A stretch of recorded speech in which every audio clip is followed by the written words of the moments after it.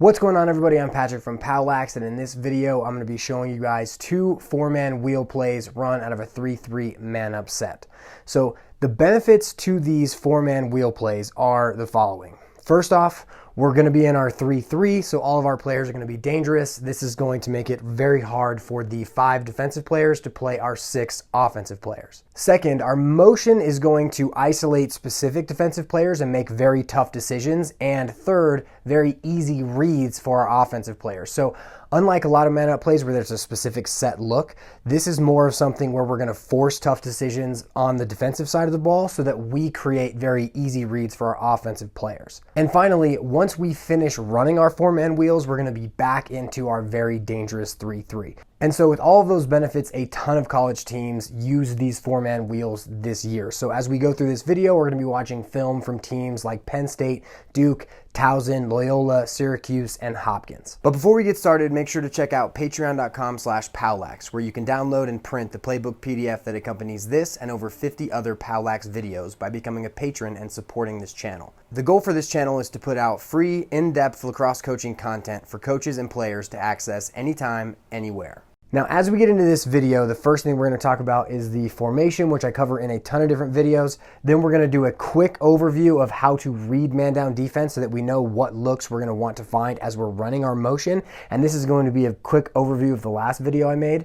Then we're going to show you both wheels, and then we're going to go through each wheel against box and one, box and string, house zone, 4-man rotation, 5-man rotation, and then show you some very cool variants that specific teams used in our collegiate modifications section. So the first thing we've got to cover before we get into our 4-man wheels is our 3-3 formation. And so 3-3 essentially means 3 players up top, 3 players down low, but we don't want them to line up in straight lines. We want them to line up so it looks a little bit more like an umbrella set with 3 up top, 1 on the crease, and then 2 at both pipes. And the reason for this is because it lets us have more skip lanes, like M1 to M3, or M3 to A1, or M1 to A3. And even though this looks like it might hit A2, A2 will be moving, especially once we get into our actual wheels. So basically, by setting up in this way, it just makes us more dangerous. It gives us more options. Now, the next thing we've got to understand is how do we want to read our man-down defenses? And actually, I started filming this video before I did the last video that I posted and realized that it was going to take me way long to do this video because I was actually including all of these things. But so essentially, without knowing anything about the defense, we would like to know what kind of defense that they are in before we run our wheels, because it's going to tell us where we want to look. So we're going to do a quick overview of that, and basically if you want more clarification about why this stuff is the way it is, you can watch that video. And so the first thing we're going to want to do is we're going to want our players to listen to what they say, because if they just tell us what man down defense that they're in, it's going to allow us to attack them with more efficiency. The next thing we can do is essentially just swing the ball from back right up and all the way around to A1, and by watching a couple different things, we're going to know what type of man-down defense they're in. Now, I'm going to go through this very quickly because I made the video last week about how all of this actually works. But so as the ball swings, we're going to watch the crease player. So as the ball moves up to M2, if DM1 moves up to cover M2 and then comes back in as the ball moves, we know that they are going to be in a box and string. Next, if DM1 kind of slides off here and ends up playing A1, we know that they're going to be in a 5-man rotation. Now, if DM1 just hangs out on A2 and plays A2 the whole time, we know that they're going to be in either a 4-man rotation or a box and 1. And the way that we decipher between a box and 1 and a 4-man rotation is if we have only 2 players, 1, 2, that are playing our 3 high players, we know that we're in a box and 1. Whereas if they start to rotate and they play all 3 with 3 players, now we know that we are in a 4-man rotation. So that's what we decide between those 2. Now, the final one we have is our house zone. And in a house zone, we're essentially not going to have 1 player that plays the crease.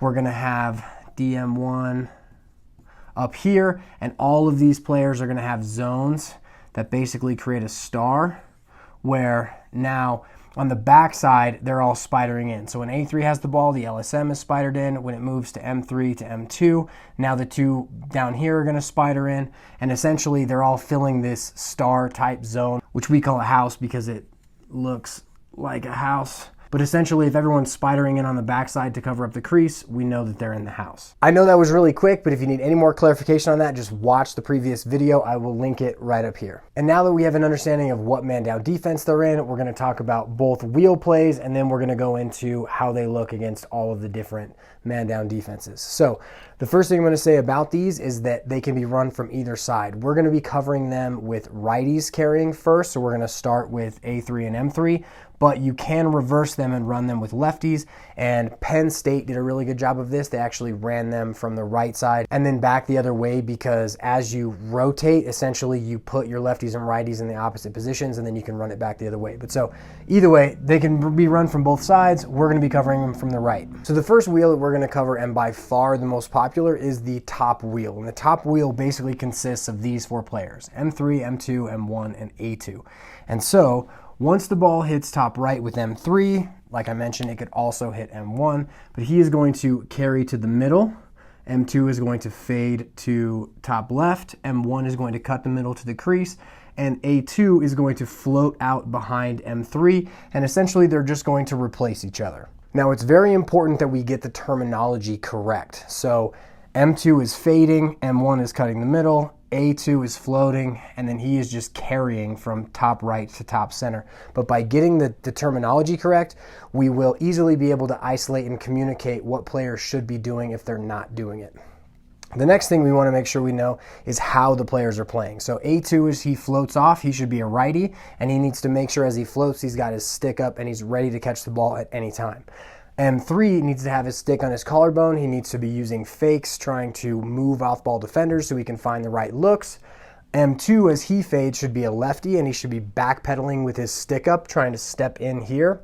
And then M1 also needs to have his stick up as he comes through. And as he makes his cut, he should try to be evasive. He's going to have a lot of openings because they don't have as many players as we do, but he just needs to make sure that he has his stick up. He's probably going to be a lefty. Another thing that we will see a bunch from M1 is that he will seal a man into the middle and allow M2 to step in a little bit further, and basically just give M2 a little bit more time to step into the gap and take a shot. Finally, our two players down low need to be on the pipes, need to have their sticks up, be ready, and they need to be looking for skip lanes by moving. So if one of their defenders goes with one of the players who's moving, if they need to step up into space so that he can skip it through, that's what he should be doing. So the next four-man wheel we have is the side wheel, and this is going to basically be the same thing, but with these four players instead of these four players. So A3 is going to carry up the wing, M3 is going to fade to top center, M2 is going to cut the middle, and then A2 is going to float out to side right. And so in the same way that when we're doing the top wheel, all of the motions have a specific name, that really does help us just isolate what's going on. So as M3 fades to top center, he needs to make sure that his stick is up to the middle and that he is ready to accept the ball and then feed. M2, as he cuts the middle, needs to try to draw someone into the center, because the more attention that he can draw, the more it'll detract from these off-ball players who aren't moving, and this is going to be a good look that we're going to have. And then A2, as he floats out the backside, he needs to make sure his stick is up and ready. If no one follows him, he really can kind of just sit here on this pipe so that this throwback can hit him, because against zones where there's a zone right here, as the zone is carried up with A3, this pass back is going to be there a lot of the time. Finally, our two off-ball players are in the same basic position as our pipes on the last one, which is A1 needs to make sure that he can see skip lanes once M3 gets the ball if the ball's passed forward, but just be active, make sure you're stepping into skip lanes, and then M1 is the same. As the ball carries up here and M2 cuts down, he's going to be able to find space where any defenseman in this area who follow M2 on his cut or pop out to play M3, if he can find skip lanes through those, he's going to be ready with his stick up, ready to catch the ball and have a nice little step down. So now I'm going to show you what the top wheel looks like against all of the man down defenses, and we'll have video thrown in here kind of throughout just so you guys can actually see it run live. But so essentially a box and one has a box of zones, so D1, D2, D3, and the LSM are in zones. Same with DM1, he's essentially covering the crease, but so it's basically a 5 on a die zone. But so now as we run our four-man wheel, and M3 carries to top center, M2 fades, M1 cuts the middle, and A2 floats out. Now, these defensemen are going to have to make a bunch of different decisions. So the first thing M3 wants to notice is D3 staying with him? Because if he stays with him, now he actually wants to read DM1 and the LSM to figure out what they're doing. But so if he stays with, and now no one stays with A2, he can pass the ball back. A2 can take a good shot, or D2 will have to rotate up, and then we'll have a 2-on-1 with A2 and A3. The next player he wants to read is the LSM. If the LSM comes up to take him because he kind of steps into the middle here, now as he moves it to M2, we then create M2 and A1 against D1 here. He may have to rotate up as the ball is thrown forward to M2. The next thing that we may see here is M1 can get open if he is, kind of just slips inside here. But if DM1 does a good job of kind of staying with A2 and then coming back to M1, that might not be there as much as in the next couple that we'll have. But so essentially against the box in one, we want M3 to step in the middle, draw the zones over, and then move the ball to create 3v2s on the right or the left side. Before we get into the live videos, I have a caveat about collegiate man-down defense. For the most part, all of these colleges use a hybrid of different man-down defenses as they are playing. So, for instance, anytime a team starts in a zone, they will backfill with a rotation because that's the natural thing that has to happen. If you break a zone, especially a 5-on-6 zone, you have to rotate or you risk giving up very good shots. Now, a couple of these programs, namely Duke, actually used a 5-man rotation as the ball was swinging, and then once any player decided to carry, as you'll see in our 4-man wheel, then they went into zone tendencies. And so the examples that I'm going to use are going to showcase what it's going to look like against a man-down defense that's not going to change. We're going to really highlight what it would look like if the man-down defense does not switch and become a hybrid, so that we can get a good understanding of each one. However, within this, you've got to know, if you're playing a good team, they may use these hybrids, which means you're basically going to have to make your reads based on how they play it, not on what you know about the man-down defense. Our first example is of Yale versus Penn State. And as the ball swings, we see that they are only defending our top 3 with 2, so we know that they're in a box of 1. Now, as the ball hits top right and he carries to the center and we get our whole motion, see how the crease player stays inside. He does not follow our A2 player out, and that's what creates a 3-on-2 on the right side of the field. And the look that Yale tries to find is actually skipping the ball through, because this backside defender kind of comes up thinking that he's going to have to rotate. I think that here the best look would have been to just pass back to the player who came off the crease and push the 2-on-1 here, but they try to skip it through and they miss. Then the ball is picked up behind the cage, passed to the right side, and now it's going to come up and around. And now what we'll notice is, because this player on the wing is so low and in a good shooting spot, the player in the top right zone has to come all the way down to play him. That forces everybody to rotate, and now they're in a 4-man rotation and they try to get back into it. Now we get our same basic motion back the other direction. The crease player stays inside once again. He tries to kind of force feed the player who's cutting the middle, but they have backside help, and Penn State causes a turnover. Now, if we reverse it a bit, we'll see once again that if the crease defenseman does not follow our crease player out, we know that we are creating a 3-on-2 back the way we came, and that we should try to exploit that 3v2. By forcing it inside, we just made the wrong read here, and so we would way rather pass back, because that's where we are creating our advantage. In our next example, we have Towson running a lefty 4-man wheel against Duke. And so the thing that I want to highlight here is how our backside player who's cutting the middle is actually going to try to set a seal. The problem is that Duke doesn't do what Towson is expecting them to do. As Towson carries, Duke passes off right away. And usually they show 5-man rotation tendencies, so that's not what Towson thought was going to happen. As the top left defenseman passes off the carry to the top right defenseman, that opens up the righty shooter for Towson without even setting this seal. But if the top left defenseman had stayed with his man and the top right defenseman stayed with the fade, this would have been a great way to free up the fade for the shot. And once again, we see our 3v2 where if the top center player draws the top right zone, we create a 3v2 on the backside. Duke just wasn't able to rotate fast enough in order to force the pass down to the low right player. Now, if they're in a box and string, what'll happen as M3 carries the top center is DM1 is going to come out to play him.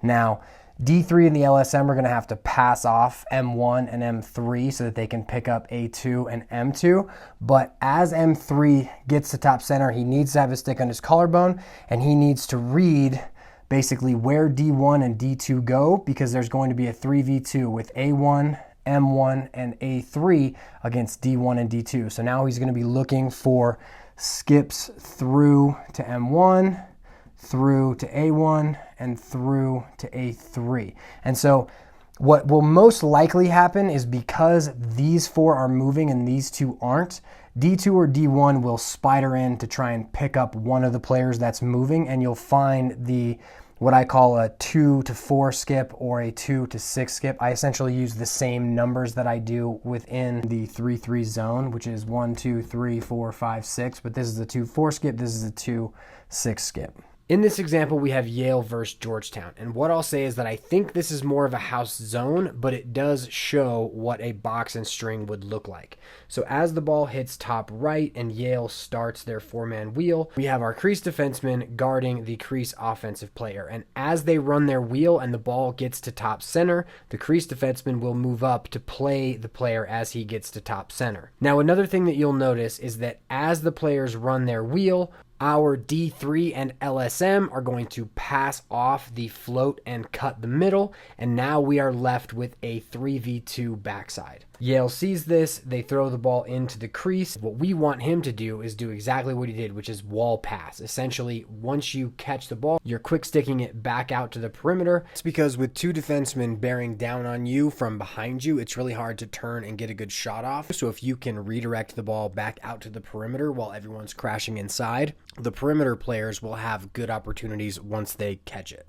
And now Yale is just playing it out. Georgetown does a really good job of not allowing them to get a good look. Once the ball hits top left, they're going to run a four-man wheel in the opposite direction. And now because Yale broke Georgetown's box and string or house zone, now they're almost in this rotate situation where the player who is defending the back right player is actually in on the crease. And so now as he carries and they pass off, it looks like they're rotating, but really they're just getting back into their position of their house zone. So they're trying to attack the rotation because the house zone essentially broke because a backside player had to defend a cutter all the way through, and now they're just trying to press the rotation, and Georgetown does a great job of getting back into their set. But so the main thing that we want to focus on if we see a box and string while we are running our four-man wheel is that once we carry to top center, we'll have a 3v2 backside, and we want to make sure we are utilizing that 3v2. The next man down we have is our house zone, and this is going to be essentially the same thing as a box and string, because as we carry, we are getting to top center, and therefore the player who would be here would actually be up top. But so within a house zone, it's actually going to be easier to skip the ball through, because as M3 gets the ball, D1 is going to have to be spidered over playing A2, and as he leaves, he's kind of going to get pulled even farther here and then have to kind of get back to M1. But so as M3 gets to top center, this skip from M3 through to A1 is going to be there most often. Now the other ones that can be there are through obviously to M1 and through to A3, but for the most part, because of how house zones work and the fact that D1 is going to have to be pulled over with A2, this skip's going to be there most often. The other thing that might be there within a house zone is if the LSM does kind of get caught up chasing M1 into the middle, this pass to M2 on his fade could be there, but he's not really going to have much time. It's actually more of an outlet pass than it would be a dangerous pass. But hey, if you got a really awesome lefty shooter, that could be a look against your house zone. Our first four-man wheel versus house zone example is of Yale versus Georgetown. So as we get our four-man wheel, the top three zones are all going to pass. Now, as that happens, if this top left zone, the player who's cutting the middle, sloughs down too much, we need to make sure that our lefty shooter here steps in and can catch and shoot the ball, because if he is allowed to step in too far and block this passing lane, now we're giving up our 3v2 advantage on the backside. So our shooter has to be dangerous. The look that we're going to want to find is this backside defenseman should have to spider in all the way, and we should be able to either pass to the player inside or skip it through. We get a pass forward, the defense bounces back really well, and now we get a four-man wheel back the other direction. Now this time, as we pause it as the ball gets to top center, now we really see how we're splitting this backside defenseman in a 2-on-1. The ball is dumped inside, we get a nice quick shot, no goal, but we really do get to see this backside 2-on-1 and how we want to isolate this defenseman against the player who's cutting the middle and the player who is set up on the back pipe. Our next example is of Yale versus Virginia. The ball starts back right, it swings up and over to top left, we get our lefty four-man wheel. Now as the ball is carried to top center, the three top zones pass off, and now we're going to kind of see another element of what we could hit against the house zone. As the ball is passed forward, notice that the crease player follows this defenseman in his zone. Now, a pass from the carry to the fade and then inside could be a very good look. They don't see it here. We get a pass to top center, a pass back, and now we run our four-man wheel the other way. And just as the top left defenseman decides to come up to play the fade, we feed the crease, get a decent shot, and the save is made. This final example is of Towson versus Duke, and we're going to see how Duke sometimes either changes their rules, or maybe this was just early and they didn't quite have exactly what they wanted to do on man down figured out yet.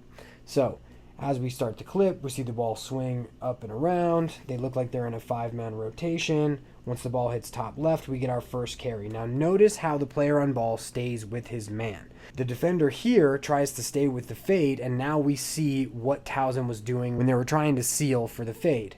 The ball's passed forward, the defenseman gets out around it, and we get no actual shot. Now as we run that back really quick, what we should have seen is that the player on the crease who floats out to the left side, no one stayed with him, so by leaving the crease and coming to the perimeter, he becomes a new player that the defense has to rotate to, which then creates our 3v2 on that side. Continue to roll it, the ball will swing. We get a four-man wheel back the way it came, and this time the two defensemen up top decide to pass, which leaves this defenseman isolated between the cut the middle and the fade. He thinks he's going to go up to the fade. The ball is fed inside to the cut the middle, and Towson scores.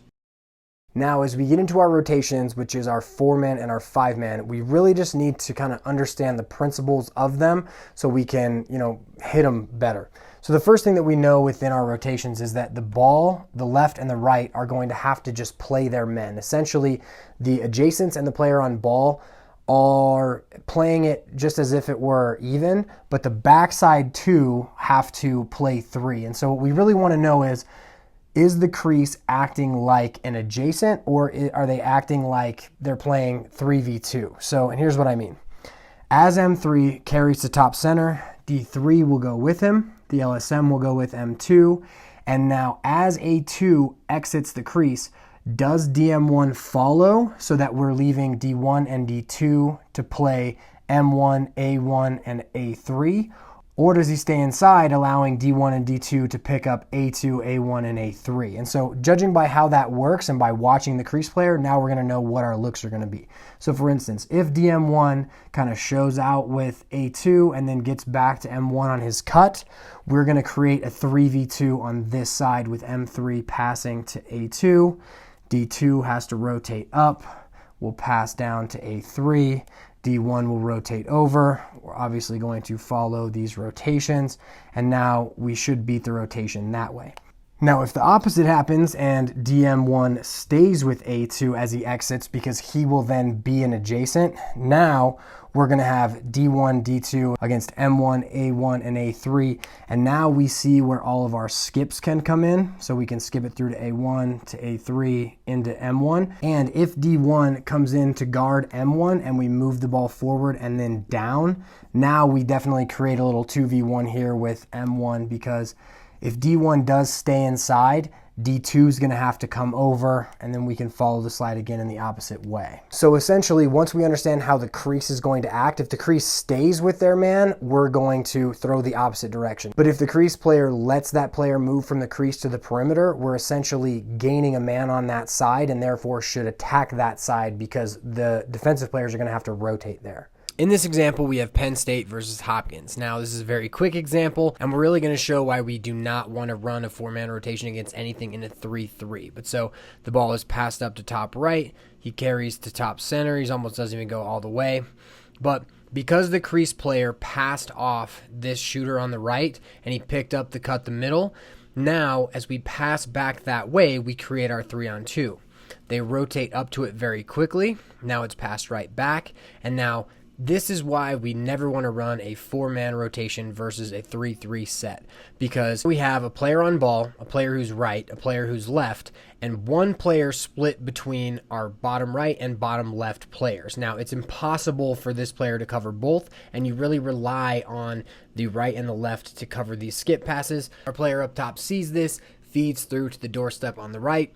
We get a nice little goal. Now against a 5-man rotation, we essentially have the exact same thing. It's how is the crease man playing their man. So if DM1 here treats A2 like an adjacent where he has to follow him out, we know that we want to push the ball to this side. So as we carry, cut the middle here, we've got D3 who's going to stay with, the LSM who's going to stay with, DM1 or D2 is going to have to go to A2, and then D1's either going to have to pick up this cut or DM1's going to have to pick up this cut. So DM1 is the one who we're kind of eyeing and looking for. But so essentially it's going to work in the exact same way.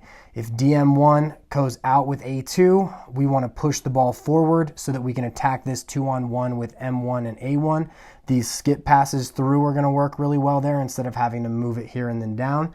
And then if DM1 lets him go, we want to throw back to A2. It'll force D2 to rotate up, and then we'll play the 3v2 on this side. In our first example, we have North Carolina running a bit of window dressing before their 4-man wheel against Duke. Now, once they get into their 3-3 set, they move the ball forward down to the low left side and then back up. Now, the ball is passed to top center, and they start their motion. It's passed right back.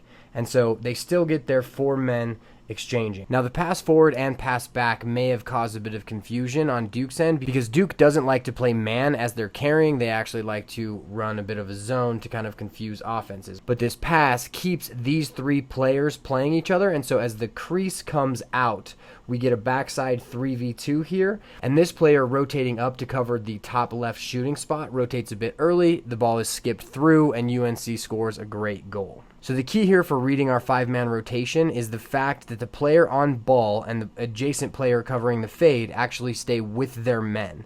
And that is what causes our 3v2 backside, because as the crease rotates out, he becomes a new player we have to rotate to, and now they over-rotate, the ball is skipped through. In our next example, we have Yale running their 4-man wheel against Penn. And so as the ball hits top right, we get our 4-man wheel, and we notice that the player on ball, the player guarding the fade, the player guarding the cut the middle, all stay with their men. Now, the player we really want to notice here is the bottom right short stick defenseman. He notices that the crease player comes out unguarded and directs his backside player to kind of come over to help defend the low right defenseman.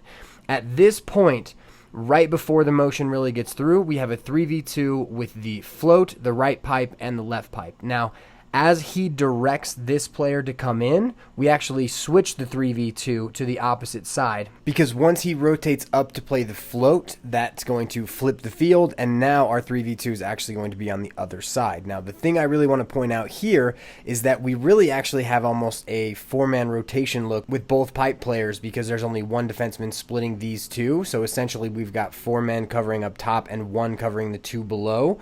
But because this defenseman kind of spiders down to cover the passing lane, it definitely becomes more of a 3v2 by adding this top left player as well. Now, as the ball is passed forward, they kind of snap back into position.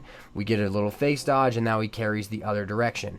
Once again, notice that the player on ball, the player defending the fade, the player defending the cut the middle, all stay with their men. Once again, no one stayed with the player floating off the crease, which creates our 3v2 backside. Now, if this ball is passed back, I think Yale gets a very easy shot out of it, but the ball is passed forward twice, and Penn does a good job of rotating to all of the players. Now the ball is passed back up top, they get another 4-man wheel, and this time, as the crease player comes off, the low right defenseman comes up like he did before, and we get a nice skip through to the low corner. He's not quite above GLE, so he doesn't take his shot. The ball then moves up, over, and back, and they get a little time and room shot that is saved. Now, once again, the main thing that we want to recognize is the crease player as he comes out. If he is covered, we want to push the ball forward. If he is not covered, we want to push the ball back. That's what's going to create our rotations. We also want to make sure we have our eyes up looking through so that this backside 3v2, whichever side it's on, if they try to pre-rotate, we can send it through to the low corners.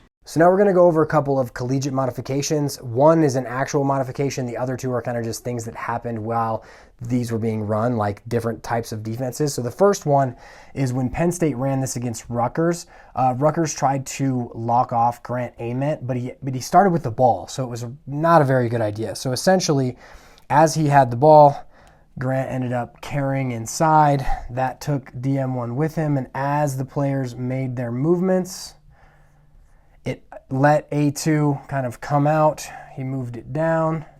D2 rotated up. A3 came into space. We had a pass down. D1 rotated over.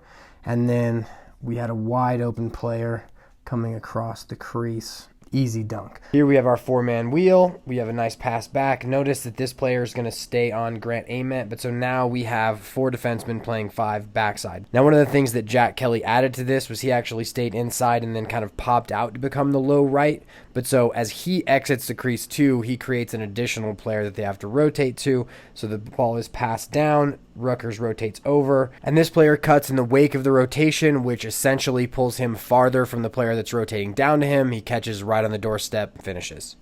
So the next thing is what happens if your trigger man, the player who's supposed to be carrying, just moves the ball. And so I think it was either Towson or Duke that did this, but essentially they just ran their motion with M2 carrying as he basically backpedaled over. So instead of messing with it, it was basically a sidewinder where he's backpedaling with his stick up, a kind of cut to top center, a float out the backside, and a cut the middle still. But so essentially, if the ball does hit top center, you can run the same motion from top center. In our example, Towson's up 2 men, so they do have a bit more of an advantage, but the idea stays the same.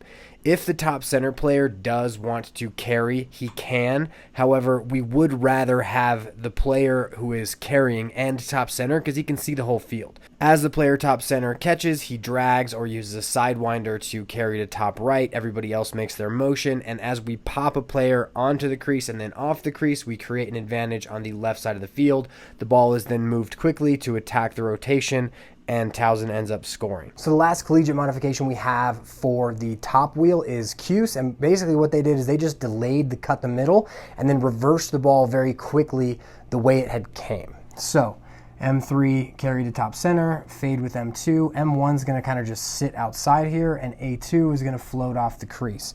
So now, as this happened, D2 stayed with, the LSM kind of stayed in space here, and D1 stayed in space here, and then the ball was thrown forward to M2. And so the LSM went out to play M2. Now, from here, they moved the ball very quickly back the way it came, and then they cut with A1 and M1 at the same time. So as the defense went through their rotation, D2 went to M3, DM1 rotates up to A2, D3 rotated out to A3, and that left D1 isolated with M1 and A1, who were both cutting the middle, and now they had 2 good feed looks inside. Syracuse begins here in their 3-3. They get the ball to top right, and they run their 4-man wheel, but this player stays on the outside. The ball is pushed forward, then it comes back quickly, and as the ball is swung back to the right side, notice how these 2 players are essentially cutting against this player, but Rutgers does a good job of spidering in backside, but so I think this 2-player cut could work very well against teams that aren't as quick to rotate back. No look is there, but the ball continues to swing. The player who cut from the bottom left side does leave and get back to his low left side. Now, as the ball swings around again, we get the 4-man wheel the other way. Once again, we see that they're going to delay this cut, but the ball is then skipped through to the low right corner, and we get a pretty looking goal. So now we're going to see the side wheel against the box and 1. And so once again, box and 1 has 5 zones, each corner and then the crease. And so A3 will carry up the side, M3 will fade to top center, M2 will cut the middle, and A2 will come out the side. Now, as A3 is carrying up with his stick on his collarbone, he is going to carry D2 with him until he passes him off to D3. But D3 also has to watch M3 and then kind of get back here. So while A3 is carrying, if DM1 doesn't come out with A2, this pass back is going to be very easy to hit every single time. Just because of the way the zones work, the corners down here are the softest spots. Now, let's say that the LSM kind of picks up M2 enough to allow DM1 to kind of cover and get back.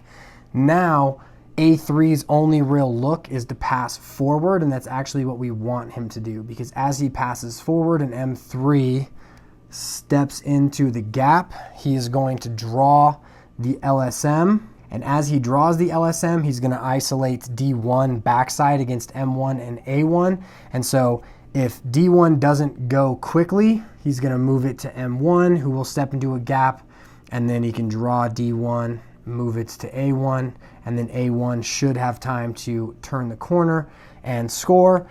Or if D1 rotates soon, he like preemptively sees that the LSM is going to get drawn out of his space, he can then skip the ball through to A1, who can then score that way.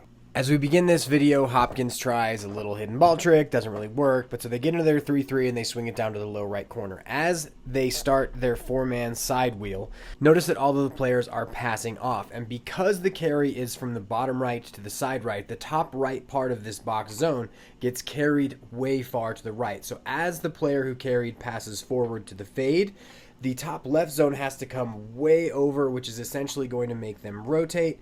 The ball is moved forward once again, and Kyle Maher has a time and room shot that he hits from about 12 yards. So now against a box and string, we actually exacerbate the idea of throwing back to A2. So as A3 carries up the wing, he's going to draw D2 with him. Now as M3 comes to top center, he should take D3 as M2 cuts the middle and A2 comes out. Now, what we're essentially going to have is DM1 is going to be inside watching A2 come out and M2 cut the middle, but knowing that if the ball goes forward, he's going to have to get through to M3. So it really puts DM1 in a very tough situation. But so let's say that D2 carries up, DM1 is too worried about the cut to play A2. We can obviously have this pass back and A2 can turn the corner. If D1 rotates, we'll get A1 to follow the slide. Now, one of the main looks that we'll see here, because DM1's kind of going to pass off this cut, is that we're really going to isolate D1 here. So let's say that D3 passes off M3 and takes A3. D2 passes off as well and gets back to A2. Now, once the ball is passed forward to M3, DM1 is going to be coming through M2 to see M3, which is going to make D1 spider in quite a bit, which will leave open this skip pass a lot of the time. Once the ball hits M3, we're essentially in our base 3-3, and now he's looking for skips.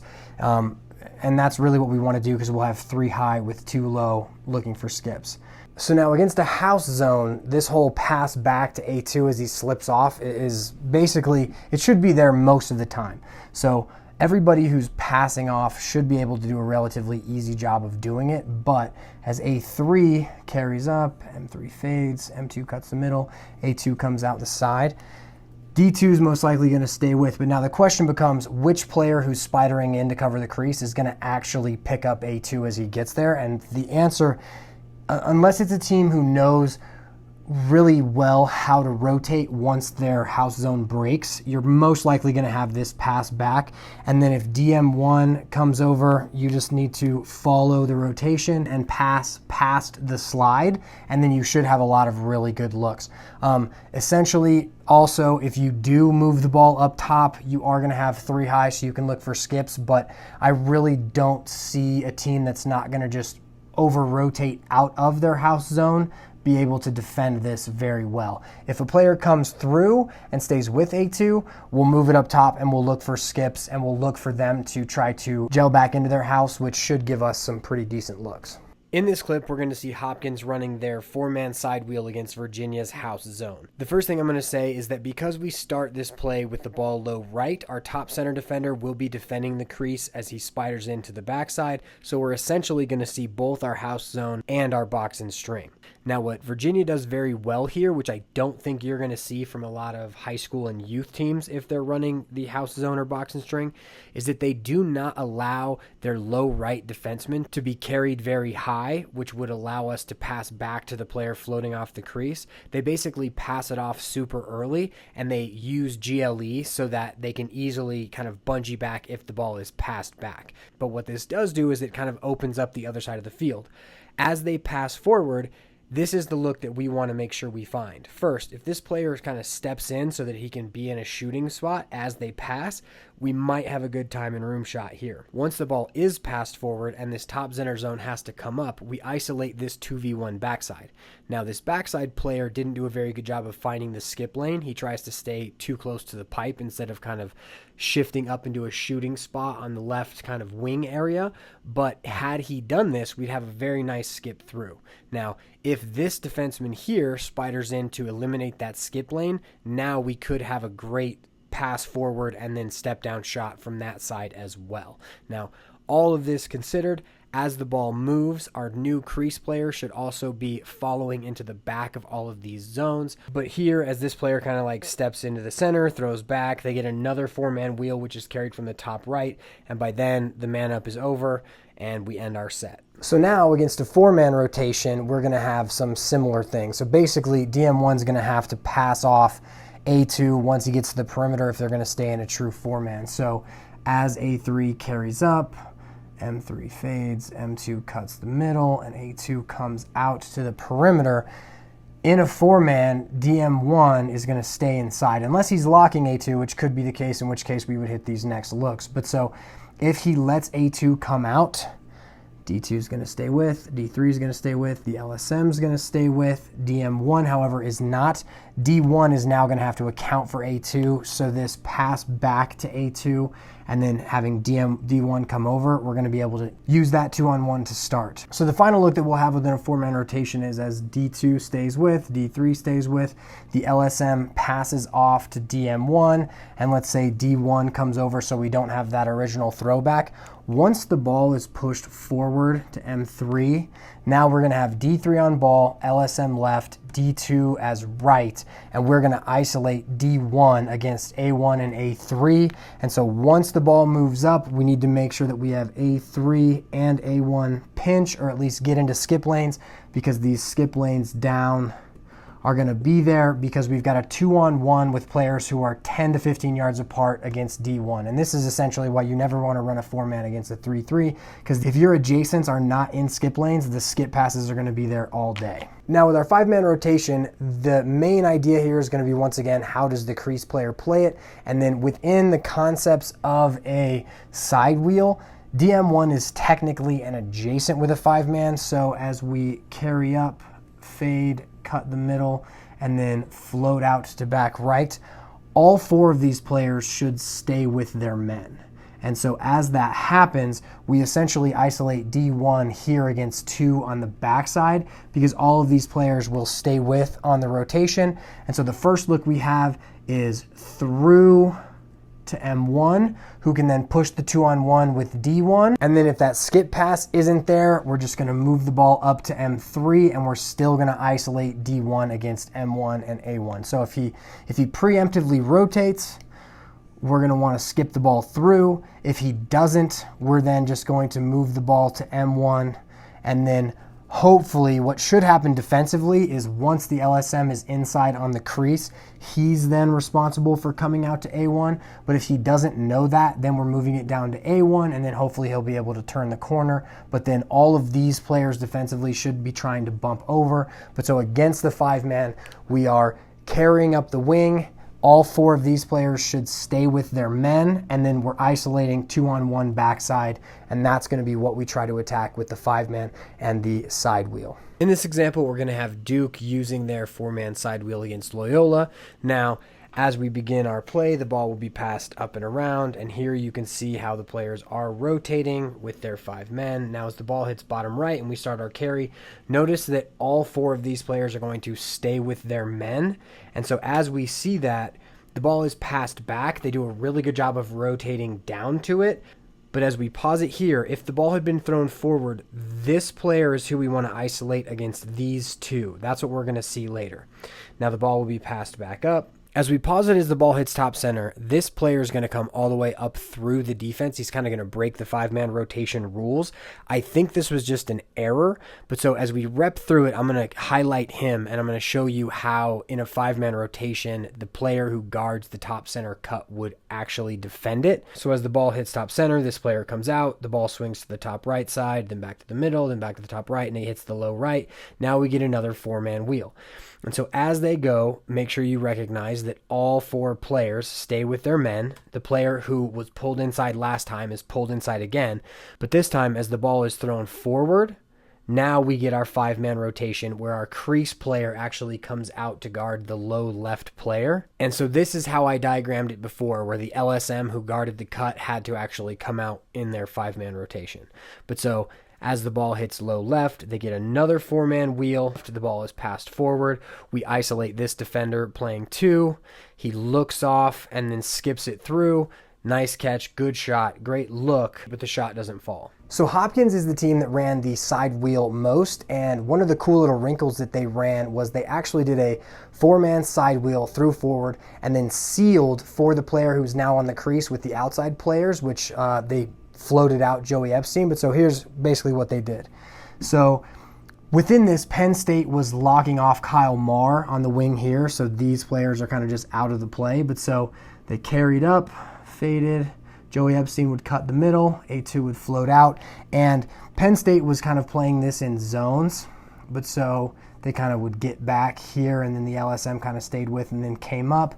But so once the ball was passed forward, now, these 2 players on the wing, A3 and A2, came in, set a seal, came in, set a seal, and now Joey Epstein came out between the seals. They passed the ball back, and then he hit a time in a room shot, just perfect. It was absolutely awesome. But so here's a nice little wrinkle play that you can set up within your 4-man side wheel. So as we begin this clip, Hopkins passes to low right, through X, and then back. Now they run their 4-man wheel. And so as the ball hits top right, the ball is thrown forward.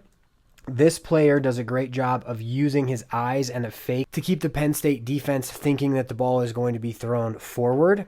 As that happens, these 2 players are going to seal their men, and Joey Epstein on the crease is going to come out through the seals. The ball is thrown back. Joey Epstein has a decent amount of time to take his shot from about 8 yards. Now, as I was researching for this video, I realized I didn't have any clips of a side wheel being run against a house zone, but I knew that Virginia ran their house zone, so I looked up that game and found this awesome clip of them running the same play. So the ball works down to side right. They carry up the wing, do their 4-man wheel, pass forward. He uses his eyes to act like he's going to throw forward. Now we get both seals, and the seals are actually both set on players. Then the ball is passed back to Joey Epstein, and he takes a pretty good shot. Thanks for taking the time to watch this video. I hope that you guys enjoyed it. Definitely let me know what you thought down in the comments section. I'm very interested to know if you guys really like how I go through each man down defense, or if I should just kind of go quicker to give you the idea. But I feel like some of the reads against the man down defenses, if the players can know them, it's going to make man up just completely deadly for that team who has the players who knows how to make the reads. If you'd like to download the playbook PDF for these 4-man wheels, you can get that at patreon.com/POWLAX by clicking this link up here in the corner and becoming a patron. As you become a patron, you basically support me in creating all of these free videos that any coach can use, and you get access to, like, I think 52, 53 PDFs that correspond to the videos. So make sure to follow us on Facebook and Instagram. Have a good one. I'll see you guys in the next video.